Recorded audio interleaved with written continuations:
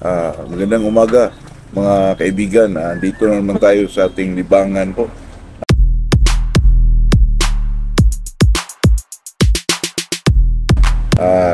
Shout out tayo kay Rolando Cabrera, Kodiak, Alaska, USA. At saka itong kaibigan natin si Alberto Magdan, Netherlands.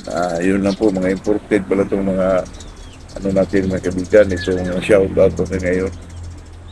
Kasi itong kahapon pala mga kaibigan yung pinakita kong 5K nagtanong naman itong mga kaibigan natin na ilang months daw yun.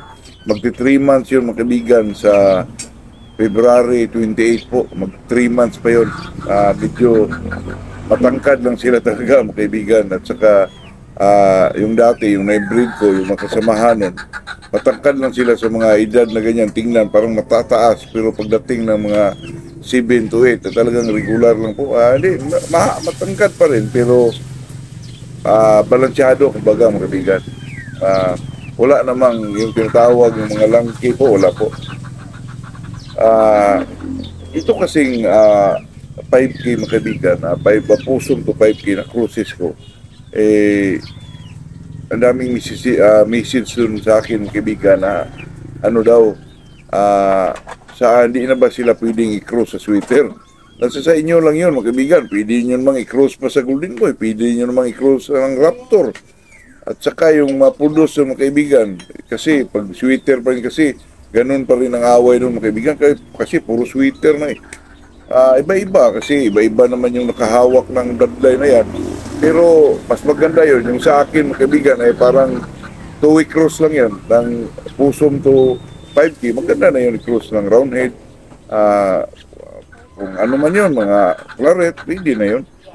Saka itong mga Hatches Gilmore, mas lalo silang magaganda kasi sila mga kaibigan, itong pusong to 5K, maganda sila tingnan. Parang may mga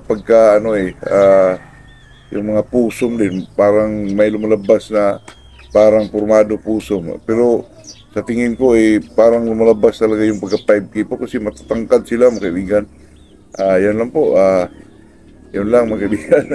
Pag-usapan natin ngayon ay itong tungkol sa 2-week cruises, 3-week, 4-week, or multiple cruises. Saan ba tayo makakuha ng magagaling na manok po? Sa akin naman dyan, mga kaibigan, ay ito namang mga 2-week cruise ay yung estilo ng away ng laban. Doon lang talaga nagbase sa kung ano man yung bloodline na, dalawang bloodline na kinocross po. Katulad ng example mga kaibigan, mag-cross tayo ng sweater to roundhead. Yung sweater naman mga kaibigan, yung sinasabi nilang walang cutting, nandun na yung maraming palo. Tsaka may mga ilag naman, may salta naman, pero hindi talaga katulad ng roundhead kung may ilag po. Talagang palo ng yung sweater. Pero paminsan-minsan, pag makondisyon mo itong manok, mapunta mo sila sa talagang peak nila po, sa pagkakondisyon nila, ay talagang umiilag yung manok po. Umiilag nga yung makling, lalo na pag ma-eksakto talaga sa yung nag-peak talaga sila mga kaibigan ba, ay instinct na kasi sa manok yun na pag may danger na dumating sa kanila, ay talagang iwasan nila yun. Kaya yun po, kasi itong 2-week cruise na manok mga kaibigan ay naglalaro lang sa dalawang bloodline po. Yung mga nandun sa nila, yung mga estilo at style ng palo, katulad sa sinasabi ko na makross mo itong roundhead to sweater or sweater to roundhead, talagang ang sweater po ay medyo kumalma yung yung mga palo niya kasi nahaluan siya ng yung roundhead At saka may mga ilag na talaga siya mga kaibigan. Pero sa lahat ng mga kapatid dyan ay may lumalabas pa rin dyan na sweater ang laro po. Ilang bisis ko lang na-try yan mga kaibigan na yung manok ko na-cross ko sa limon dati or kilso ba yun. Talagang may lumalabas talaga na sweater pa rin ang laro po, yung palo ng palo. Mayroon talaga mga kaibigan, hindi yun mawala kasi dun sa dalawang bloodline na naglalaro sa niya, talagang magmana din yun. Pero sa experience ko rin na talagang ang ang offspring ay talagang magmana ang away sa budkak po. Sabi nila sa inain daw po, depende na lang yun mga kaibigan, kasi sa akin nangyari yun ilang bisis. Pag magaling ang budkak ko, pag na-breed ko yan, paglabas yan, ay talagang magaling din yung mga anak, yung estilo ng papa na yung mag-angat, may mga ilag, tsaka pumapalo rin kung medyo nagalangan siya.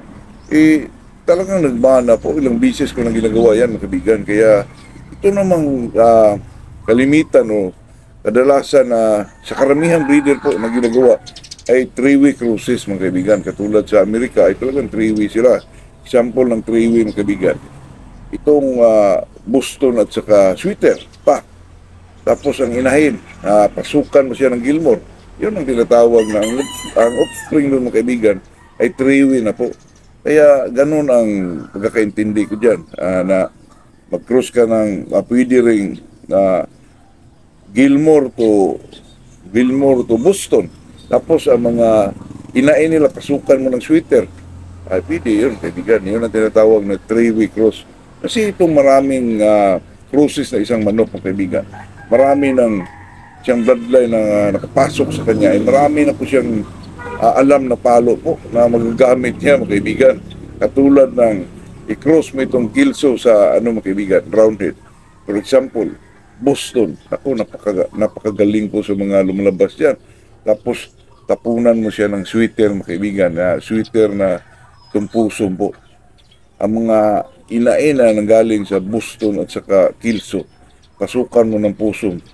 Naku, maganda pa at saka lalong magaling mga kaibigan yung 3-way cruises po. Kaya sa Amerika mga kaibigan, sa pagkakaalam ko, tayo na may nanood sa mga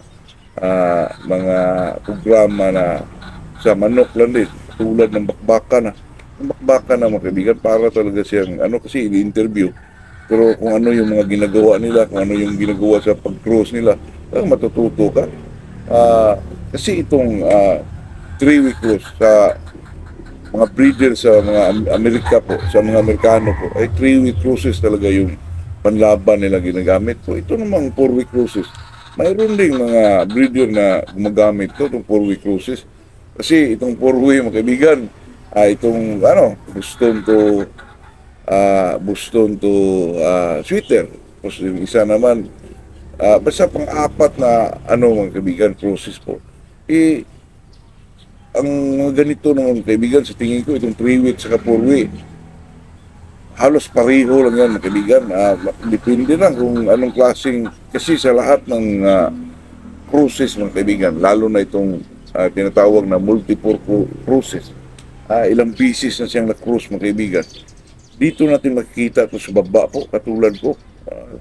Yung mga sinasabing kay kay Martin Escolin ito, kay Sir Biboy ito, pero ilang bisis na pala na-cross, doon ka makikita ng mga kaibigan, yung magagaling talaga. Pero hindi lang yan na sa social media mga kaibigan, o hindi lang na napakita doon, kasi kalimitan naman kaibigan sa mga kababayan natin ay gumagamit talaga ng mga 2-way cruise, 3-way cruise. Kung dito sa mga baba mga kaibigan, di mo na alam kung anong bloodline, ang dami kong nahawakan na magaling po. Totoo, yung lakas nandun pa rin, mabilis na lalo na. Kasi itong ginawa mong bulldog, di mo na alam kung anong ilang bisis na siyang na-cross.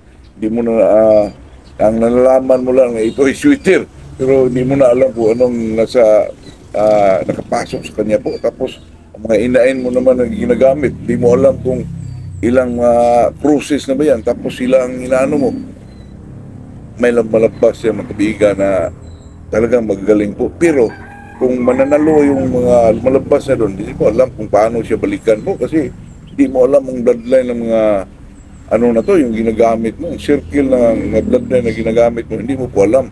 Pero pwede mo siyang gawing strain mga kaibigan. Tapos nakita mong mananalo, kasi magagaling hindi mananalo, pwede mo gawing strain yan mga kaibigan. Yung mga na-produce sa pwede mo naman yan ibalik sa ama or ina.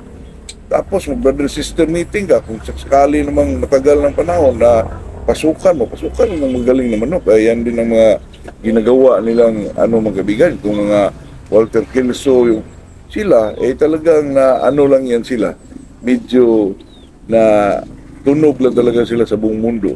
Kasi kadalasan naman sa atin, mga breeder, pumupunta sa Amerika po. Pero dito sa baba, mga kaibigan, makaproduce ka ng ganyan. Hindi naman tayo makilala kahit ano kagaling yan, mga kaibigan.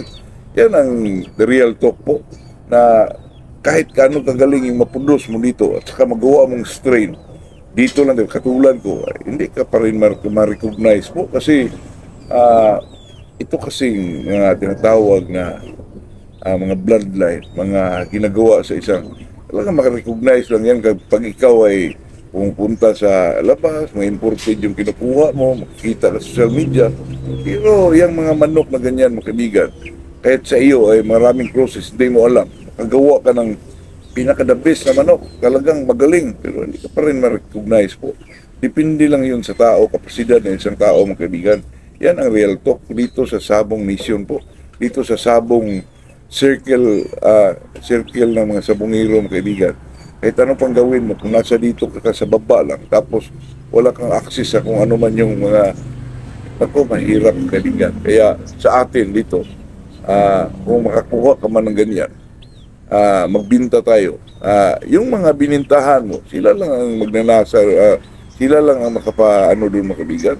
Kasi hindi masyado ka ma-recognize talaga, mga kaibigan. Yan ang totoo po. Pero sa ating pinag-usapan, 2-week cruises, 3-week, 4-week cruises, multiple cruises, saan ba tayo makakita ng magaling na manok? Kahit saan dyan, mga kaibigan, kung ilang cruises yan, ay talagang may mga magagaling pong makikita tayo dyan. Hindi ko lang alam, sa akin lang ito, mga kaibigan, pero sa lahat ng cruises, pwede tayong makikita ng magagaling po. Yan lang po, yan lang ang usapan natin sa araw na to. Good morning sa ating lahat po.